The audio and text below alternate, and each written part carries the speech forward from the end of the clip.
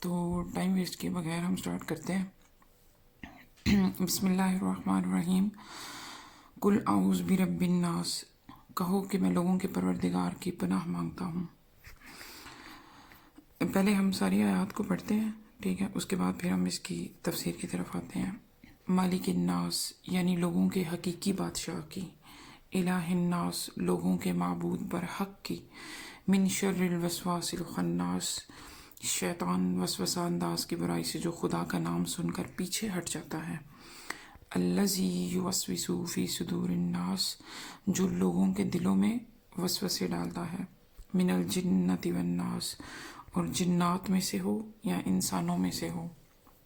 اب بیسیکلی یہ جو سورہ ہے یہ ہم نے تو بچپن سے ہی یہ سیکھا ہے کہ شیاطین سے بچاؤ کے لیے نا یعنی رقیہ کے طور پہ جو ہے وہ ہم پڑھتے ہیں، لیکن جب آپ اس کا ترجمہ پڑھتے ہیں تو آپ کو سمجھ آتی ہے کہ اس میں انسانوں اور جنوں یعنی کہ ناس، جو لفظ ناس ہے نا وہ صرف انسان کے لیے نہیں استعمال ہوتا، وہ جنات کے لیے بھی ہوتا ہے۔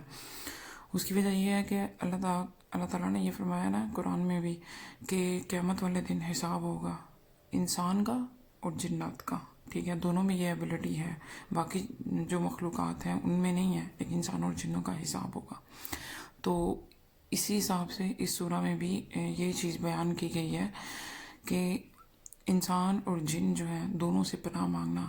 اب دیکھیں انسان کی جب بات کرتے ہیں تو انسان بھی کیا شیاطین ہوتے ہیں؟ ہاں جی ہوتے ہیں۔ قرآن پاک کے اندر لکھا ہوا ہے کہ شیطان کہتا ہے کہ اے اللہ میں تیرے بندوں کو دائیں سے، بائیں سے، سامنے سے اور پیچھے سے وار کروں گا۔ اب دائیں اور بائیں کا مطلب کیا ہے؟ دائیں اور بائیں کا مطلب ہے کہ وہ انسان جو اچھا عمل کرتے ہیں ان کے اندر سم ٹائم غرور آ جاتا ہے کہ بھئی ہم متقی ہیں، ہم نمازی ہیں، تو ہم نے تو جانا ہی جانا ہے جنت میں، ہمیں کوئی ٹینشن نہیں ہے۔ دیکھو وہ بندہ وہ نماز نہیں پڑھ رہا، وہ متقی نہیں ہے، وہ اللہ کے احکامات پہ عمل نہیں کرتا۔ یہ ہو گیا دائیں سے وار، اس کے اندر تکبر ڈال دیا۔ اب بائیں سے یہ کہ اس کو برائی کی طرف لے کے جانا کہ دیکھو یہ کام ابھی گانا سن لو یا ابھی غیبت کر لو تو بعد میں دیکھی جائے گی، ٹھیک ہے۔ انسان بھول جاتا ہے کہ اللہ کی ذات تو دیکھ رہی ہے۔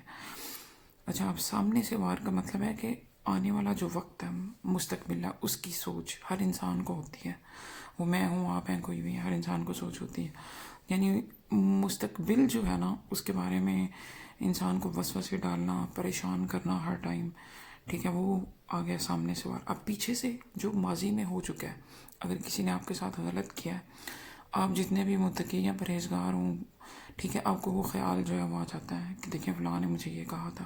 یہ بیسیکلی شیطان کا وسوسہ ہوتا ہے۔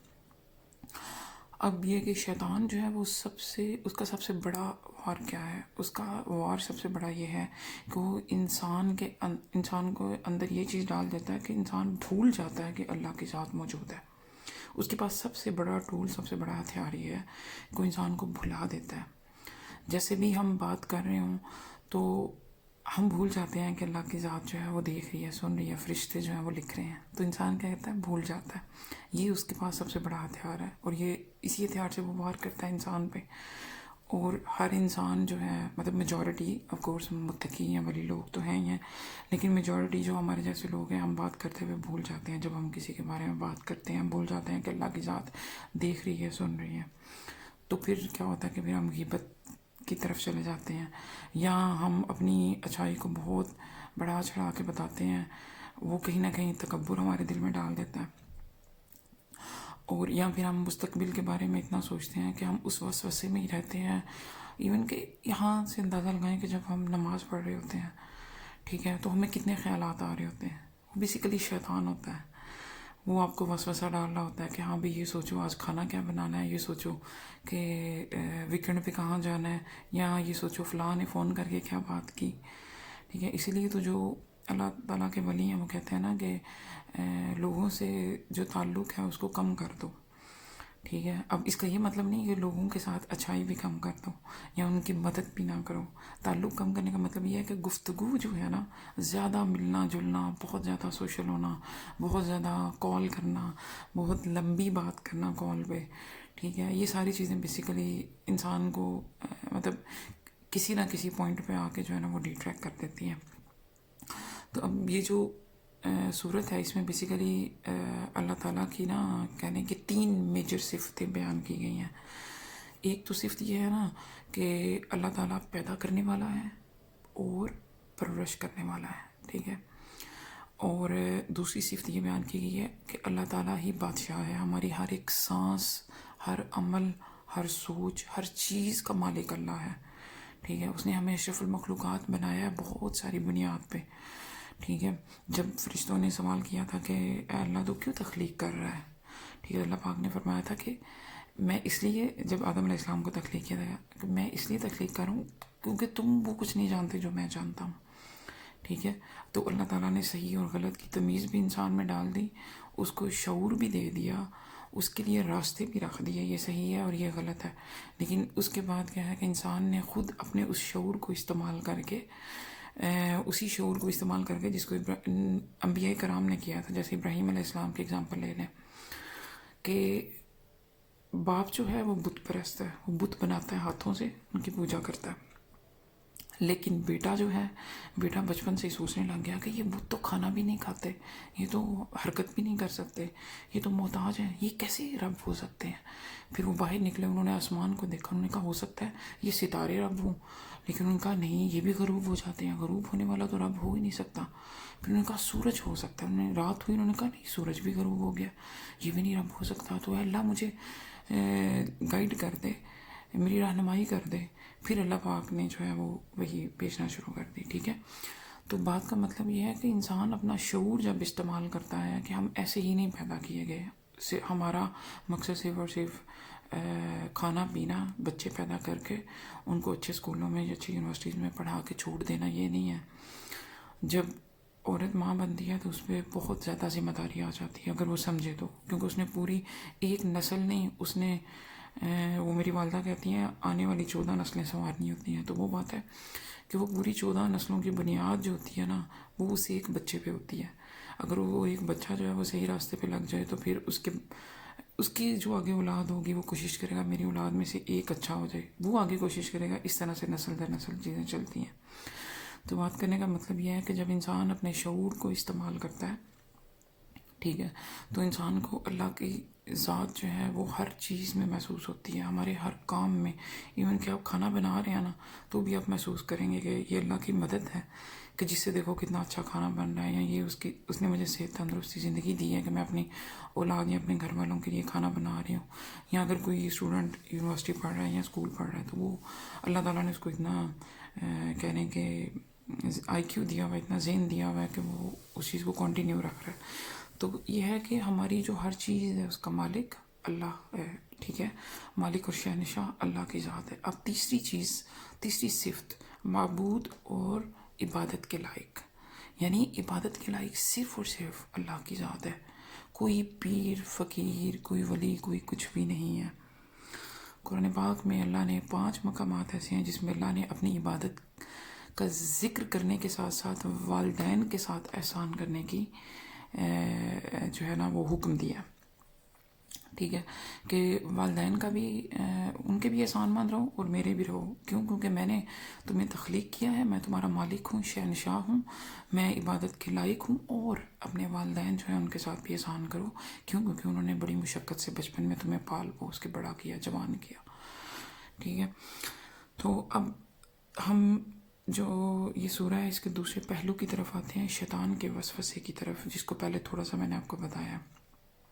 اب اس میں ہم کچھ احادیث کو، ساری احادیث کو نہیں میں کروں گی، لیکن کچھ احادیث کو جو ہے وہ ہائی لائٹ کر کے میں آپ کو بتاتی ہوں کہ جو شیطان کا وسوسہ ہے وہ بیسیکلی کس طرح سے وار کرتا ہے. ٹھیک ہے. ایک صحیح مسلم، صحیح بخاری میں بھی حدیث ہے کہ نبی صلی اللہ علیہ وسلم جو تھے وہ یعنی کہ اپنے صحابہ کے ساتھ جا رہے تھے. ٹھیک ہے. اور اس میں یہ تھا کہ رسول اللہ علیہ وسلم جو تھے وہ اپنے گدھے پر سوار ہو کر کہیں جا رہے تھے، تو ایک صحابی آپ کے پیچھے بیٹھے ہوئے تھے، نبی صلی اللہ علیہ وسلم کے پیچھے. تو گدھا جو تھا اس نے ٹھوکر کھائی تو وہ منہ کے بل گر پڑا. جو صحابی تھے، ٹھیک ہے، وہ بھی گر پڑے ساتھ ہی. تو ان کے منہ سے نکلا کہ شیطان برباد ہو. صحابی کے منہ سے نکلا. تو حضور صلی اللہ علیہ وسلم نے فرمایا کہ ایسے نہ کہو. ٹھیک ہے. کیوں؟ کیونکہ ایسے شیطان جو ہے وہ خوش ہو جاتا ہے جیسے بچہ گرتا ہے تو ہم کہتے ہیں نا شیطان نے گرایا ہے. تو جب میں نے یہ حدیث پڑھی تھی تو اس سے پہلے میں بھی بچے کو ایسے کہتی تھی، لیکن جب یہ پڑھی تو پھر مجھے سمجھ آیا کہ نہیں ایسے نہیں کہنا، شیطان خوش ہوتا ہے. تو یہ ہے کہ اس ٹائم اللہ سے پناہ مانگا کریں، ٹھیک ہے. شیطان جو ہے نا، اللہ تعالیٰ سے دعا کیا کریں کہ شیطان سے اللہ تعالیٰ آپ کو پناہ دے، ٹھیک ہے. اللہ سے شیطان کے لیے پناہ مانگا کریں. اور ایک دوسری حدیث ہے کہ جب ایک صحابی تھے، انہوں نے نبی صلی اللہ علیہ وسلم سے مختلف سوالات کیے کہ نماز کے بارے میں سوال کیا، پھر روزے کے بارے میں کیا، پھر صدقے کے بارے میں کیا کہ افضل صدقہ کون سا. تو نبی صلی اللہ علیہ وسلم نے فرمایا کہ افضل صدقہ یہ ہے کہ جب تمہیں تنگی ہو، اس کے باوجود تم کسی غریب مسکین کی مدد کرو. جب تمہارے پاس مال کم ہو تو صدقہ جو ہے اس کا اجر اللہ کے ہاں کئی گنا جو ہے نا وہ بڑھا کے دیا جائے گا قیامت والے دن، اور بہت ساری مصیبتیں جو ان سے بھی بچاتا ہے. تو پھر اس کے بعد یہ بھی سوال کیا گیا کہ آپ پر جو نازل کیا گیا نبی صلی اللہ علیہ وسلم پر، یعنی قرآن مجید 23 سال کے عرصے میں، اس میں یعنی کہ ایک بھاری آیت جو ہے وہ بتا دیں. تو نبی صلی اللہ علیہ وسلم نے فرمایا تھا آیت الکرسی. یہ بہت بھاری آیت ہے شیطان کے لیے. تو یہ ہے کہ آیت الکرسی جو ہے وہ بچوں کو بھی یاد کروانی چاہیے، اور ہمیں خود بھی اس کو جو ہے وہ پڑھنا چاہیے جب گھر سے نکلیں، گھر میں ہوں، کوئی بھی کام کر رہے ہیں تو. اچھا، اب وسوسے کی آ جائے نا بات، کہ وسوسہ جو ہے، شیطان جو ہے نا وہ انسان کے دل میں سوراخ کرتا رہتا ہے خوشی اور غم دونوں کے موقع پہ. جب غم میں ہوتا ہے تو وہ یعنی کہ اس کے کہہ رہے ہیں کہ اس کے دل پہ وہ دباؤ ڈالتا ہے. اس کا مطلب یعنی سوراخ کرنا، اس کے اندر داخل ہونا، ٹھیک ہے. اور ایک اور حدیث ہے کہ اس میں آتا ہے کہ نبی صلی اللہ علیہ وسلم فرماتے ہیں کہ شیطان تمہارے جو خون ہے نا، ٹھیک ہے، جو تمہاری رگیں ہیں اس میں خون کی طرح دوڑ رہا ہے. اتنا مطلب وہ اس کا قابو ہے انسان پہ، ہر چیز پہ اس کا یعنی قابو آ جاتا ہے جب تک آپ اللہ سے پناہ نہیں مانگتے. اور پھر ایک اور حدیث آتی ہے صحیح مسلم صحیح بخاری کی، کہ نبی صلی اللہ علیہ وسلم نے فرمایا کہ تم میں سے ہر کسی کے ساتھ ایک شیطان ہے، ٹھیک ہے. ہم جتنے انسان ہیں سب کے ساتھ ہے. تو پوچھا گیا کہ یا رسول اللہ تو پھر آپ کے ساتھ بھی ہے؟ تو نبی صلی اللہ علیہ وسلم نے فرمایا ہاں جی میرے ساتھ بھی ہے، لیکن اللہ نے مجھے طاقت دی ہے، میں نے اس کو یعنی کہ مسلمان کر لیا ہوا ہے، میں نے اس کو صحیح راستے پہ لے آیا ہوا ہوں، ٹھیک ہے. تو میں اس سے پناہ میں نے مانگی اور اللہ تعالیٰ نے اس معاملے میں میری مدد کی ہے. تو اس سے یہ ثابت ہوا ہے کہ شیطان جو ہے اس کا وسوسہ بہت زیادہ اسٹرانگ ہے، ٹھیک ہے. تو ہمیں اللہ تعالیٰ ہمیں، ہماری اولاد کو، ہماری آنے والی نسلوں کو شیطان کے وسوسے، اس کے جال سے بچا کے رکھے، یہ دعا کرنی چاہیے. اور جب بھی آپ کو کوئی خیال آئے برا کسی کے بارے میں، کوئی سوچ آئے کسی نے آپ کے ساتھ غلط کیا ہے، یا آپ کے مائنڈ میں کوئی بھی اس طرح کی بات آئے، تو آپ فوراً سے جو ہے یہ صورت پڑھ لیا کریں اور اللہ تعالیٰ سے دعا کیا کریں کہ یا اللہ میری طرف خیر اتار، مجھے اس شر سے بچا. کیونکہ شیطان جو ہے وہ ہر ٹائم آپ کے آس پاس وہ گھوم رہا ہوتا ہے. لیکن اس کے باوجود کہیں کہ شیطان جو ہے وہ یعنی کہ آپ پہ وار کر رہا ہے. آپ کو پتہ ہے دنیا میں، اس پوری کائنات میں کوئی کہنے 4 انگلیوں کی ایسی جگہ نہیں ہے جہاں پہ فرشتہ نہیں ہے. یہ جو آسمان اوپر ہے اس کو فرشتوں نے پکڑا ہوا ہے، اس کو اللہ کے حکم سے ہر چیز کو فرشتوں نے ہولڈ کیا ہوا ہے. آپ کے آس پاس جو ہے وہ فرشتے ہیں. جیسے ہم ابھی قرآن پاک پڑھ رہے ہیں تو ہمیں چیز نظر نہیں آ رہی، آپ سن رہے ہیں تو آپ کے پاس بھی فرشتے بیٹھ کے سن رہے ہیں، ٹھیک ہے. میں بیٹھی ہوں، میرے پاس بھی فرشتے بیٹھ کے سن رہے ہیں، کیونکہ فرشتوں میں سے بہت سارے فرشتے ایسے ہیں جن کو قرآن پاک پڑھنا نہیں آتا. بہت کم ایسے ہیں جن کو پڑھنا آتا ہے، اور یہ احادیث سے ثابت ہوا ہے. جیسے جبرائیل علیہ السلام کو پڑھنا آتا ہے کیونکہ وہ وحی لے کے آتے تھے، اسرافیل علیہ السلام کو پڑھنا آتا ہے، یا بہت سارے اور فرشتے ہیں جن کو آتا ہے، لیکن میجورٹی ہیں جن کو پڑھنا نہیں آتا. تو اللہ تعالیٰ نے قرآن پاک میں بیان فرمایا ہے کہ جب تم صبح کے وقت اٹھتے ہو تو تلاوت کیا کرو آیات کی، ٹھیک ہے. بے شک تھوڑا ہی لیکن تلاوت کیا کرو، کیونکہ جو سننے والے ہوتے ہیں وہ انتظار کر رہے ہوتے ہیں، فرشتے یعنی وہ سننے کا انتظار کر رہے ہوتے ہیں، ان کو بہت سکون ملتا ہے سن کے. تو یہ ہے کہ ہر 4 انگلیوں کے بعد ایک فرشتہ ہے.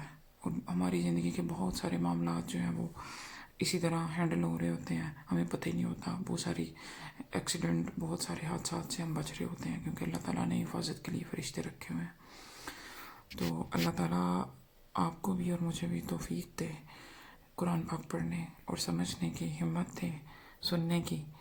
اور اللہ تعالیٰ جو ہے وہ آپ کو صحت تندرستی والی زندگی دے. میرے لیے بھی دعا کیا کریں. السلام علیکم ورحمۃ اللہ وبرکاتہ.